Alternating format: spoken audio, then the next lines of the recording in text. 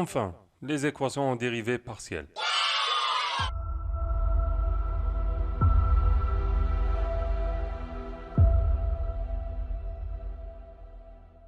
Mais avant ça, observez cette équation magique, avec x et y les variables et les autres termes des paramètres constants. Allez-vous croire qu'elle représente à la fois une ellipse, une parabole et une hyperbole? Non? Vous devez me croire, je suis enseignant. Mais quand même, je vais vous montrer comment. Montrer, pas démontrer. Encore une fois, cher mathématicien, désolé.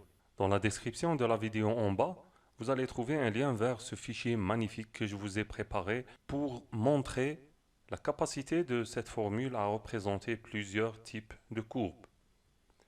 Là, j'ai les valeurs des constantes A, B, C, F, G, H.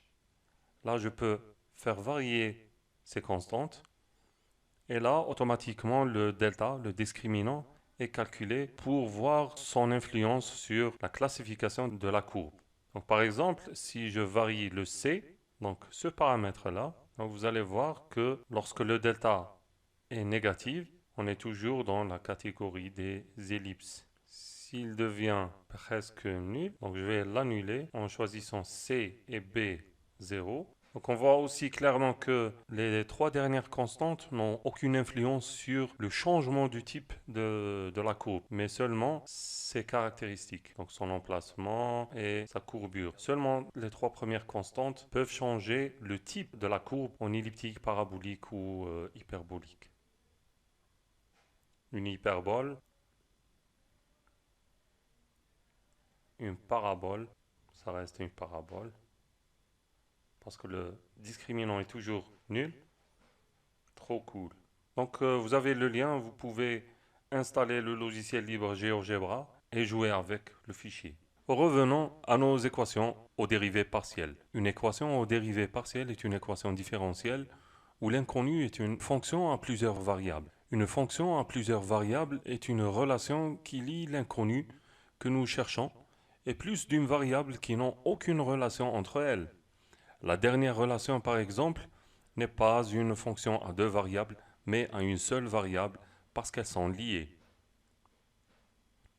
Les équations différentielles du deuxième ordre en 2D sont aussi représentées d'une manière générale par une équation qui ressemble beaucoup à la première équation et elles sont classées selon le même critère, en équation différentielle partielle elliptique, parabolique et hyperbolique.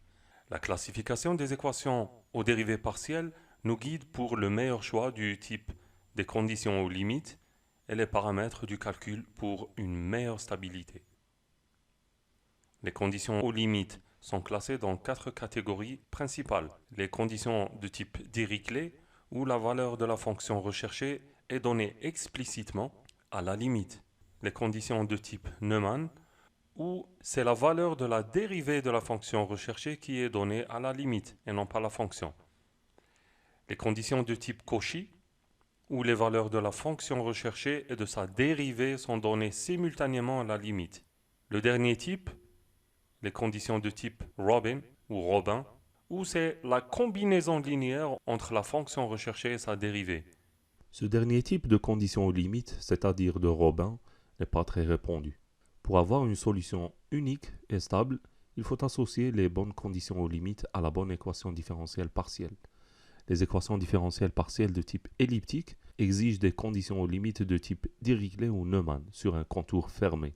Celles de type parabolique exigent des conditions aux limites de type Dirichlet ou Neumann sur un contour ouvert, par exemple le temps. Les équations différentielles partielles de type hyperbolique exigent des conditions aux limites de type Cauchy sur un contour ouvert. Donc ceci conclut cette première partie sur les équations différentielles partielles.